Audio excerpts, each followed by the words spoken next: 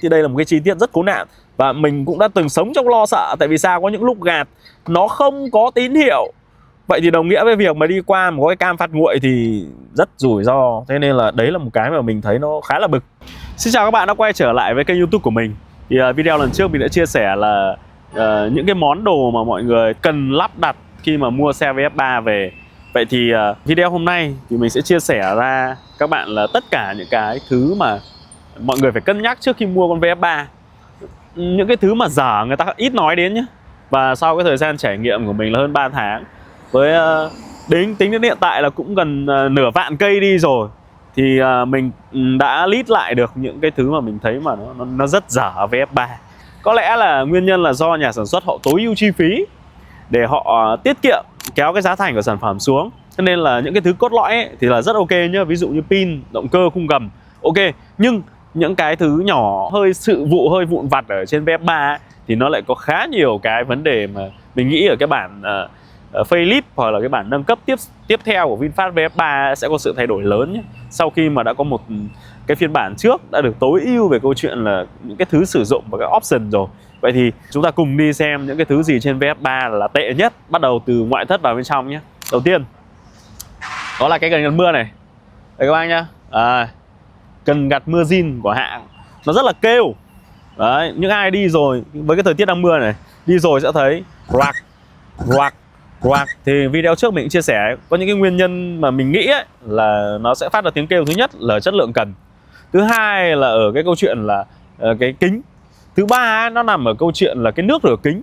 Cái nước rửa kính kia ấy, nó rửa sạch quá, hoặc là nó rửa mà nó làm cho cái lớp màng trơn nó ít ấy, cái ma sát nó sạch quá, nó gây ra tiếng két. Giống như kiểu ngày xưa mọi người xem quảng cáo Sunlight ấy, két phát là nó rửa sạch quá, hoặc là nó chất tẩy rửa nó quá nhiều, nó dẫn đến câu chuyện là ma sát của cái cần gạt mưa với cái kính này nó sẽ phát lên tiếng. Và giải pháp của mình đã thay rồi, và tí mình sẽ cho mọi người xem cái thành phẩm là sau khi mình thay xong cái bản bay này của nó sang một cái bản update.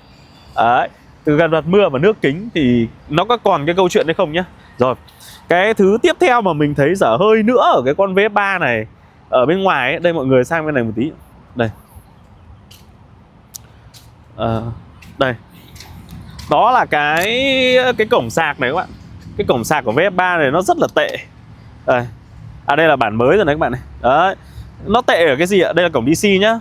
Là nếu mà ai không dành cho những người nào mà tay to, tay khó chịu đấy, bấm mạnh thì cái này nó rất dễ bị một cái đó là gãy, kẹt lẫy.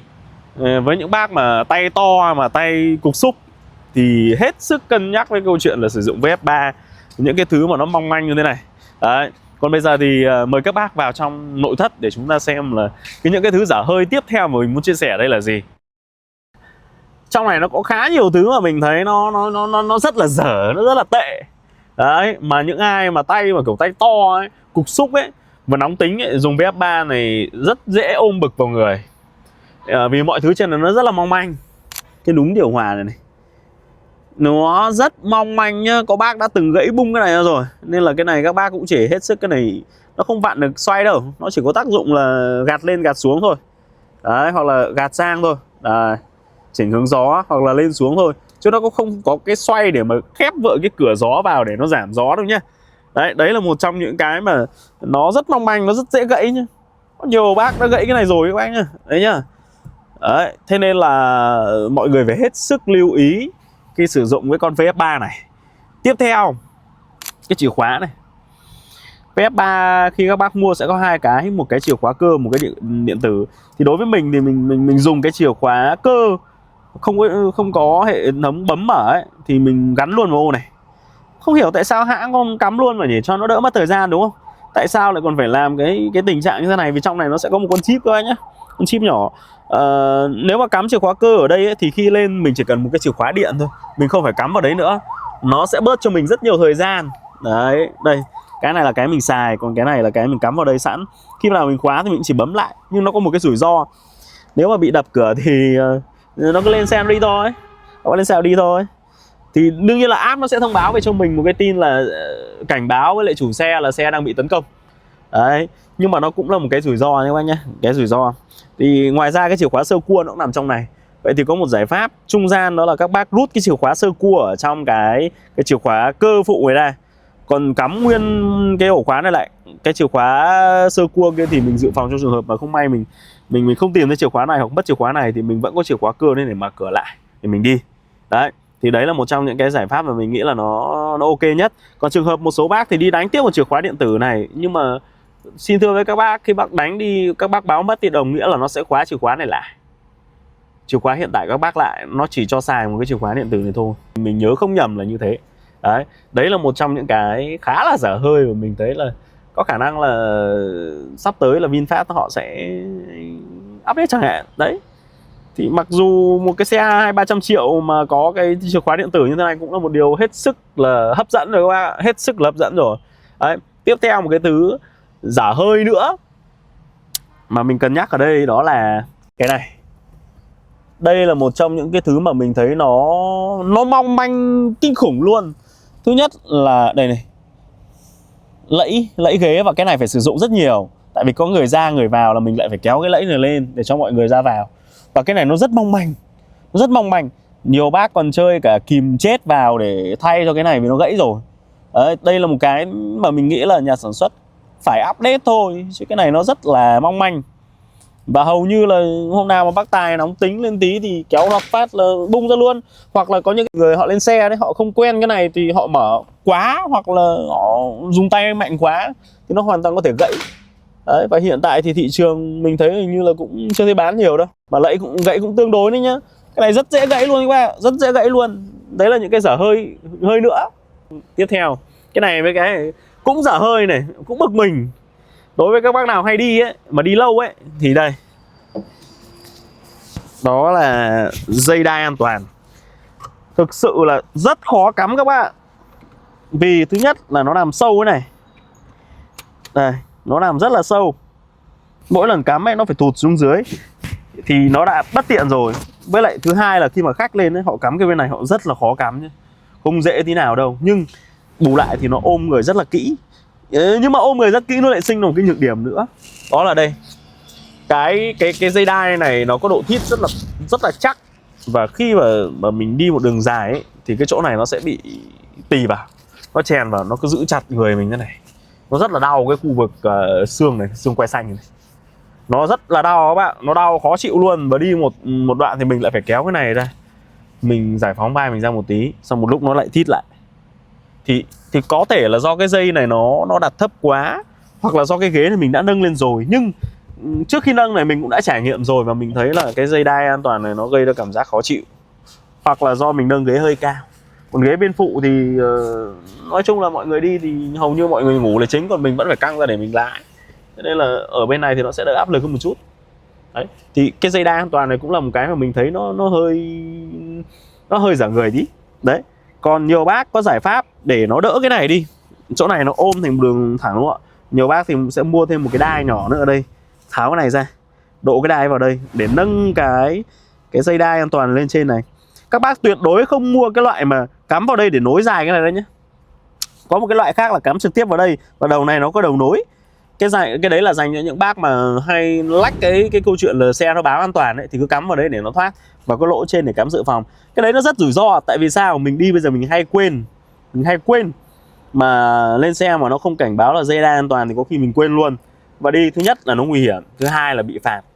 Thì hãy bảo vệ mình bằng cách, mình nghĩ đấy là giải pháp tốt nhất, mua một cái đai. Đấy, nếu bác nào cần đai thì mình sẽ để ở dưới phần bình luận nhé. Đấy, nâng nó lên, xong rồi bắt cái ốc này đẩy lên cái đai này, thì ngay lập tức cái này nó sẽ đưa lên và nó đỡ ôm cái này. Thì mình nghĩ đấy là giải pháp tốt hơn một chút. Còn tương lai thì mình nghĩ là nhà sản xuất họ cũng sẽ tìm được một cái giải pháp nó hoàn thiện hơn. Vì đây cũng là cái con xe bản đời đầu thì nó sẽ có nhiều vấn đề. Tiếp theo nữa đó là một cái cổng mà mình thấy nó cũng rất là vô dụng. Đó là cổng C. Đây, cổng C của con VinFast này, nó VF3 này nó rất là yếu. Nó không có cái tẩu, nó để cho mình một cái cổng mà nó yếu, nó chỉ có 10W thôi. Và khi mình chia ra đây thì nó cam này, HUD này, một cái sạc dự phòng ở đây. Thì cái này nó chỉ kéo lên được 2W thôi các bác. Chỉ kéo được 2W thôi, nó yếu lắm. Nhưng mà thôi, gọi là mức duy trì. Còn nếu mình cần sạc đầy thì mình lại nghĩ cách khác thôi. Thì cái cổng C này khá là vô dụng nhé. Nhưng mà mình nghĩ là cái cổng C này tương lai nó sẽ sử dụng để làm Apple CarPlay hoặc là Android Auto. hoặc là một cái để trích xuất dữ liệu. Nó giống như một cái cổng OBD ấy. Đó, thì đây là một cái nhược điểm mà mình thấy nó khá là vớ vẩn ở con VF3 này. Đã không cho cái tẩu đi, cho ngay cái cổng C này, khó chịu vô cùng luôn. Cổng này cũng có chức năng là phát nhạc các bác nhá. Cắm vào đây thì đây, ở trên chế độ màn hình nó có một cái, nó có những cái chuẩn đầu ra này, có đài này, có Bluetooth này, và có cái cổng chân USB này. Đấy, thì nó liên quan đến cổng C nhá.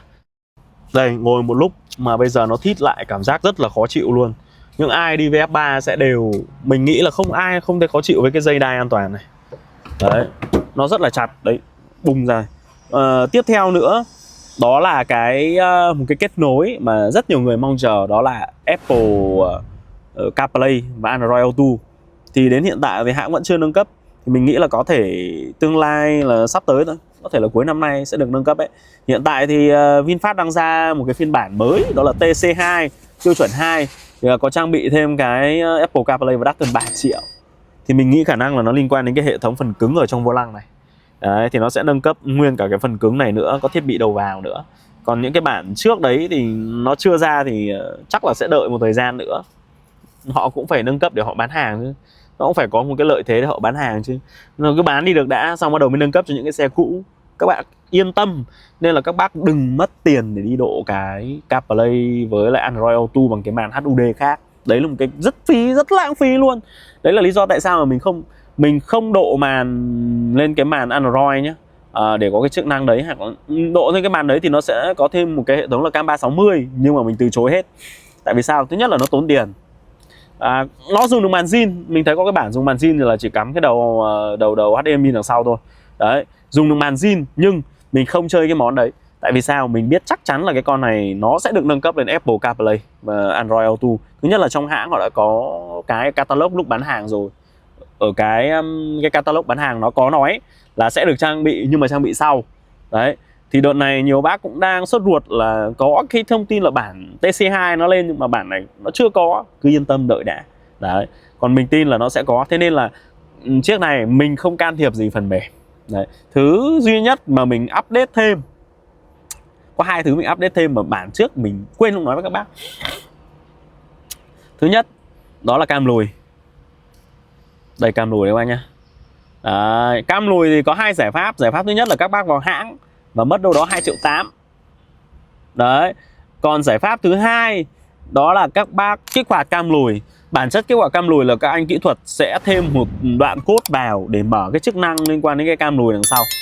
Đấy. Và các bác đi mua cái cam lùi có thể mua trên Shopee, em sẽ để link bên dưới nhé. Vì cái bạn này em cũng đã mua rồi và em thấy nó khá là ổn. Đấy, bạn ấy cũng hỗ trợ ok. Thì bản chất nó là hàng OEM.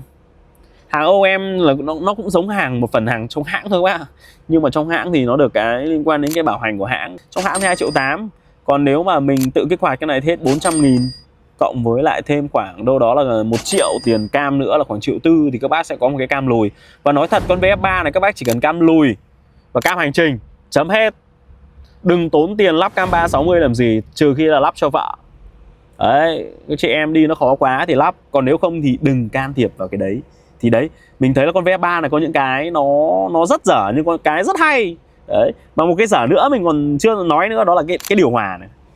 Điều hòa chỉnh cơ rất hay. Đồng ý, mình thích chỉnh cơ là chỉnh điện nhé. Hôm nay nó chập chờn nó vỡ mồm. Nhưng mà chỉnh cơ này thì nó lại có một nhược điểm, nó chỉ có nấc thôi. Đây là nấc lạnh này, nó có 3 nấc lạnh này, đây là lạnh nhất này, lạnh vừa này, nấc 1 và nấc giữa này là cái nấc trung bình, nó không lạnh lắm. Thì khi mà mình để cái nấc 1 này mà mình để mức gió 1 ấy, thì hôm nào trời nóng thì nó lại thấy nóng quá. Mình để lên cái mức này, lên gió cấp 2 nó đẩy ra. Một lúc thì mình lại thấy lạnh quá. Nếu mà mình để cấp 1 này và mình chuyển sang cái nấc 2 này thì nó lại lạnh quá. Thế nên là cái con VF3 này nó có một cái khốn nạn, đó là mình không thể nào chỉnh chi tiết làm sao được cái nhiệt độ điều hòa nó vừa được. Đi một lúc lạnh quá lại phải giảm, đi một lúc nóng quá lại phải bật tăng lên một tí. Đấy, nếu đây là mình hầu như mình để nấc min hết nhá. Lấy gió trong này, bật AC này. Còn một cái cách khác để giải quyết được vấn đề nữa, đó là thay đổi cái góc điều hòa nó hất vào. Có thể là các bác đẩy hết về xuống chân. Đấy, có thể là các bác đẩy lên mặt. Đây 100% lên mặt nhé. Nếu không thì đẩy giữa. Đẩy giữa này thì lúc nào mình bật nấc 2 thì mình đẩy giữa, lúc nào mình bật nấc 1 thì mình để bên trên này. Đấy. Hoặc là chức năng sấy kính, hắt kính thì đúng hơn. Có nghĩa là lúc này cái luồng gió điều hòa nó sẽ đẩy hết lên trên cái phần kính lái này. Đấy, và khi các bác đi trời mưa nhá, mà nó bị hấp hơi thì các bác phải sử dụng tính năng này. Hai cái nấc cuối này, nó chỉ xảy ra hiện tượng là đọng hơi nước khi mà nhiệt độ trong và ngoài nó bị chênh lệch. Nó chênh lệch là gì? Nếu bên ngoài mà lạnh quá mà bên trong nóng thì ngay lập tức cái bề mặt kính này là cái phần mà hấp thụ nhiệt năng ở bên ngoài nhiều nhất. Các bác học về vật lý ấy, thì sẽ thấy là khi gặp lạnh thì hơi nước nó ngưng tụ, đúng không ạ? Vậy thì bề mặt kính lúc này nó rất là lạnh, và khi nó lạnh như thế thì hơi nước nó sẽ đọng ở đây. Các bác không nhận không? Đấy, lạnh nóng thì bay hơi, lạnh thì ngưng tụ. Thì khi cái mặt kính ở lúc đấy nó tiếp xúc với môi trường bên ngoài nó rất là lạnh, và cái hơi nước nó bị đẩy vào đây và nó sẽ đọng ở cái khu vực này. Đấy, vậy thì lúc đây chúng ta cần là gì? Cần thổi gió vào, nhưng nó có hai option. Option thứ nhất đó là phải cho nhiệt độ bên trong lạnh hơn bên ngoài. Option thứ hai là phải giảm cái độ ẩm không khí ở trong này đi. Đấy, thường là các bác hay bị hấp hơi là các bác bật sấy kính nữa. Bật sấy kính thì ngay lập tức nó nóng, nó bốc hơi lên càng nhanh hơn. Đấy, lúc đấy thì phải chấp nhận lạnh một tí để mình giải quyết. Xong bắt đầu cái hơi lạnh nó cũng có cái chức năng đó là hút vợi cái hơi nước ra ngoài. Đấy, thì hạn chế lấy gió ngoài, lấy gió trong thôi. Lấy gió ngoài sẽ lấy cả hơi ẩm vào. Thì đấy là một trong những cái mà chức năng mà mình nói thêm ở cái phần liên quan đến điều hòa này. Đấy, còn lại đối với cái phần mà lắp đặt thêm ấy, như mình nói các bác ấy, đừng lắp đặt cam 360 làm gì, đừng lắp đặt màn HUD làm gì. Con này chắc chắn sẽ được nâng cấp CarPlay và Android Auto. Mình anh em mình cũng chỉ cần đến mức đấy thôi. Khi có cái con đấy rồi thì thứ nhất là Vietmap Live ở trên này giải quyết được. YouTube thì các bác thậm chí còn không cần lên vẫn xem được. Bây giờ có nhiều cái cách để mình có thể xem hoàn toàn ở trên này. Mình chỉ cần kết nối Wi-Fi với điện thoại thôi, ngay lập tức cái chỗ này mình có thể làm cái khu vực xem được. Cả kể các bác đi đường các bác vẫn xem được. Còn nếu các bạn nào chưa biết làm cách đấy thì có thể bình luận bên dưới, mình sẽ hướng dẫn sau. Đấy, thì đỡ mất cái tiền. Bây giờ lắp cái bộ đấy hình như nó cũng rơi vào khoảng, trước nó loanh quanh chục triệu ra, bây giờ như nó tụt xuống rồi khoảng 5-7 triệu rồi đấy. Đấy, thêm cam 360 thì cái giá phải 7 triệu trở lên. Đấy, mà thứ hai tiếp theo nó đục mất hết zin, đục loạn lên, mất sạch zin xe luôn, nên là thôi. Sau này ra ngoài nó lại động đến hệ thống điện nữa, hãng lại từ chối bảo hành. Tại vì sao? Mình khuyên các bác, con này nó vẫn là cái bản đời đầu, nó sẽ có cái tình trạng là không tránh khỏi lỗi. Vậy thì khi có những cái lỗi nó xảy ra ấy, mà mình liên quan đến mình đục đẽo quá nhiều rồi và hãng nó lại từ chối, nó không chấp nhận nữa, thì lúc đấy lại kiện cáo nhau, nó rất là đau đầu, rất là lòng hoàng. Vậy thì hãy giữ zin lại. Và thực sự với các bác là mình đi zin như thế này, ngoại trừ mình quên một cái chi tiết nữa là cái cần xi nhan này của mình bị lỗi xi nhan phải, và đây là cái xi nhan thứ hai mình đã thay rồi. Trung bình một cái này hết 1 triệu, và thay cái này thì nó là bảo hành của hãng nên không mất đồng nào.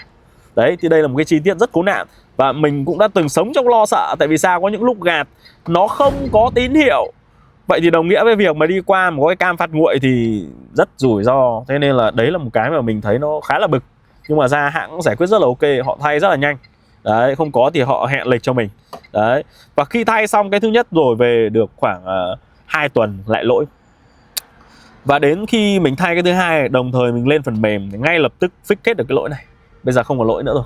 Đấy, và đặc biệt là trộm vía là xe của mình chưa có cái lỗi con rùa hay là lỗi phanh phiếc hoặc là ắc quy 12V, chưa từng bị luôn. Tại vì mình dùng rất là zin. Mình dùng zin vì mình cũng hiểu một phần là liên quan đến phần mềm và liên quan đến hệ thống điện thì nó rất là rủi ro, nó rất dễ mắc lỗi. Cái thứ hai là đây cũng bản đời đầu, hãng nó cũng chưa thể tinh chỉnh một cách hoàn hảo được. Hãng họ cũng đang làm hết sức rồi, hết khả năng rồi, họ cũng rất thiện chí và mình nhìn thấy cái điều đó. Thế nên là đấy là một lý do mình quyết định lém vào cái con này chơi thử xem nó như thế nào. Đây, cam lùi rất là nét luôn, rất là nét luôn. Mình cũng chỉ cần đến cam lùi thôi, kết hợp với gương hậu. Thậm chí là bây giờ có cam lùi ít cùng gương hậu, chỉ cùng hai gương hai bên thôi, xong. Tránh rủi ro, thêm 2 cái gương nhỏ nữa. Thì đấy là những thứ mà liên quan đến những cái tệ trên xe thì mình nhìn thấy thế. Đấy, còn lại là cái khu giữa này khá là thoáng, ok, xứng đáng. Đó, thứ dở hơi trên VF3 rất là nhiều, nhưng trên VF3 cũng có những thứ nó rất là cảm xúc các bạn. Như mình nói lúc nãy ấy, cái chìa khóa điện này nó cũng là một thứ cảm xúc.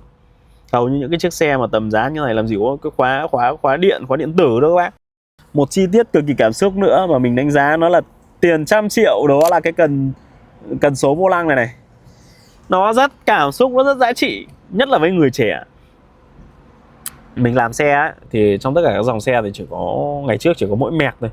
mang nguyên con mẹc lên, cần số của mẹc lên trên cái con VF3 này, một con dòng xe rẻ nhất của VinFast. Các bạn đủ thấy là bên VinFast họ tinh tế đến mức nào, họ đưa cái cảm xúc cho người xem nó quá là ok luôn. VF5 nhá, cần số cũng không thể nào mà cảm xúc như con này. Nói chung là dùng cần số này lúc đầu chưa quen đấy thì có thể là nhầm sang xi nhan, nhưng mà dùng quen rồi thì thấy nó rất dễ chịu, hoặc là bấm nhầm sang cái mà phun nước. Nhưng mà đây là một cái chi tiết mà mình đánh giá rất là cao, rất hay, rất xứng đáng của VinFast, rất đáng khen luôn. Đấy, một cái thứ mà mình thấy rất hay ho. Đấy, một cái chi tiết rất nhỏ thôi nhưng mà nó cho thấy cái sự tinh tế của nhà sản xuất trong cái việc làm sản phẩm, chạm vào cảm xúc kinh lắm các bạn, nhất là đối với chị em, thậm chí là anh em. Và một cái chi tiết mình thấy nó cũng rất là hay của VinFast mà ít người nói đến, ít người so sánh. Đây, các bác có thể thấy đấy, cái vị trí chỗ trụ sạc của bên VinFast VF3, VF5, cả Limo nữa, nó đều nằm ở bên trong. Nó nằm ở phía bên tay phải, tay phải của lái. Thì cái điều này nó đem lại cái giá trị gì? Nó đem lại giá trị rất lớn. Các bác nhìn những cái trụ sạc ấy, trụ sạc mà hay phải ghép ngang vào để sạc ấy các bác, thì trụ nó nằm ở đây nhé, đúng không ạ? Thì bắt buộc mình muốn vào thì mình phải lùi ngang vào đây, đúng không ạ? Vậy thì những cái con như VF6, VF7, VF8, mình không nhớ VF9 trụ nó nằm ở đâu ấy, thì cái trụ sạc, cái cổng sạc của nó lại nằm ở phía bên này, phía bên khu này. Nó đem lại một cái trải nghiệm rất là tệ. Tệ là sao? Là phải vòng dây vòng qua đây này, nhìn nó rất là vướng. Và không may có những ai mà họ đi họ không để ý, họ quẹt vào phát, nó rất rủi ro. Đây, chỗ này có con VF7 đây. VF3 nó là cổng bên này đúng không các bác? Đúng không? Đây, nhưng mà VF7 nó lại nằm ở đầu bên này.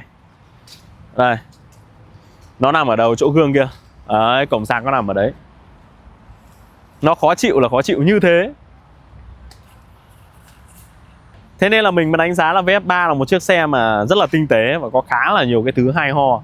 Đấy, từ cái vị trí cái cổng sạc mà lùi vào nó cũng tiện hơn rất là nhiều. VF3, VF5, Limo Green là như thế nhé.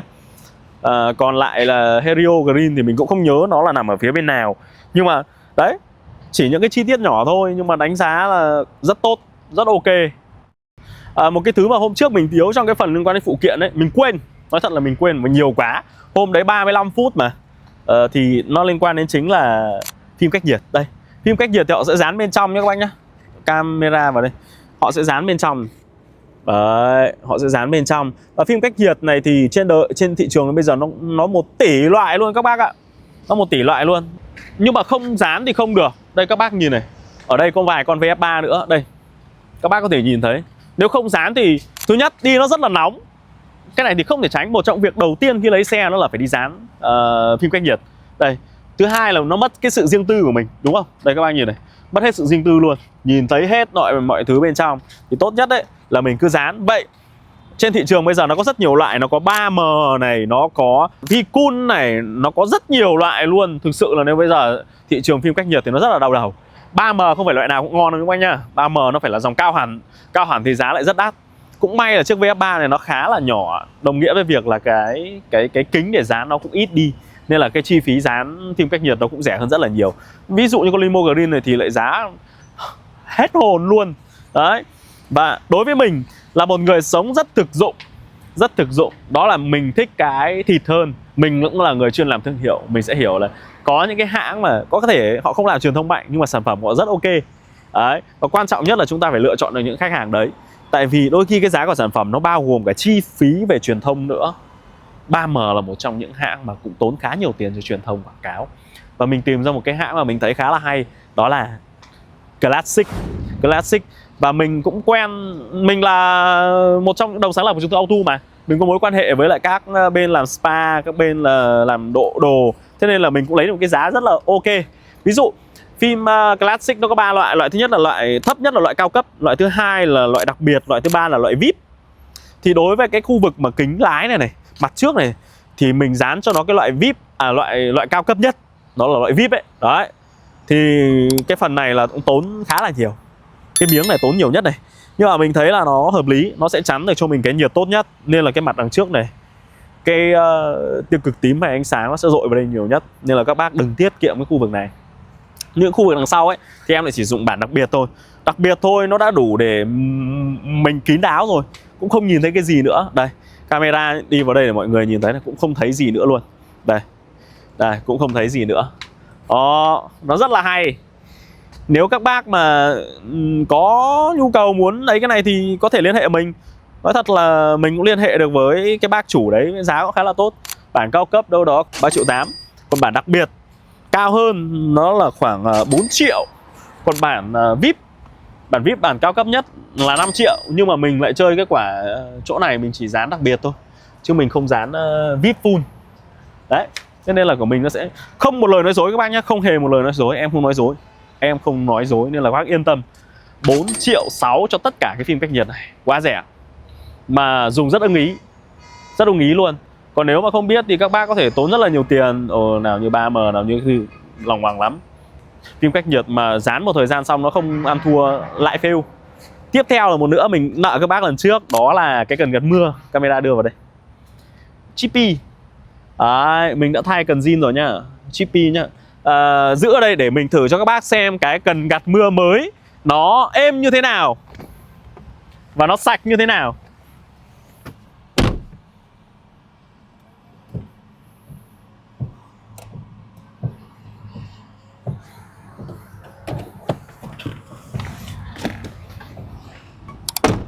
Đấy, các bác có thể nghe thế này. Không còn tiếng kêu nữa, không còn cái tiếng kít, tiếng khét nữa. Rất êm luôn. Đó, đấy là cái giá trị hay của cái cần gạt mưa và thay luôn cả nước rửa kính. Chứ nếu bác nào đi VF3 sẽ thấy mỗi lần mà quạt cái này quạc rất là khó chịu đúng không ạ? Thế nên là hãy thay bộ cần gạt mưa Chippy này, hoặc là có thể thay cần bốt cũng được, hoặc là Chippy cũng được. Mình thấy con Chippy này khá là hay, thế nên là mình sử dụng nó và mình thấy rất là ưng ý. Nhớ là thay cả nước nhá. Có một cái thứ nữa mình quên một cái thứ dở hơi nữa, giờ mới nhớ ra. Đó là cái hộc nước này. Đây, camera đưa sát vào đây. Cái hộc nước châm kính này. Cái này là nếu các bác nào làm cục xúc thì khẳng định là lần đầu tiên sẽ gãy. Tại vì hãng làm cái này mình thấy là nó cũng hơi vô duyên. Thứ nhất là nấc lên trên này nhá, bật lên phát, nhưng mà cái chỗ này nó có một cái chân cài này. Đây, quay hướng này này.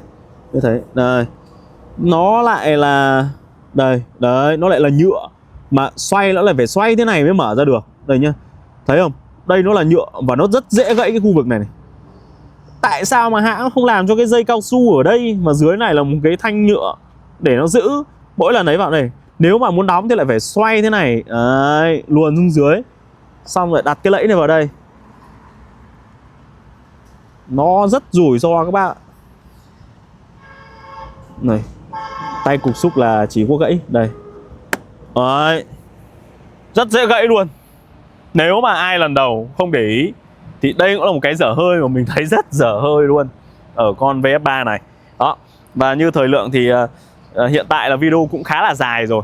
Thì nếu anh em có cái câu hỏi gì về VF3 hoặc là cái cần gì hỗ trợ về VF3 thì cứ liên hệ cho mình. Đấy. Còn nếu các bác thấy hay thì cho mình xin một like và đăng ký kênh để mình có thể ra nhiều video hơn nữa. Hoặc là các bác có câu hỏi gì liên quan đến những chiếc xe này hoặc là liên quan đến VinFast mà trong cái phạm vi kiến thức của mình có thể trả lời được thì các bác hãy để lại ý kiến bên dưới phần bình luận nhé. Xin chào và hẹn gặp lại các bác trong những video khác.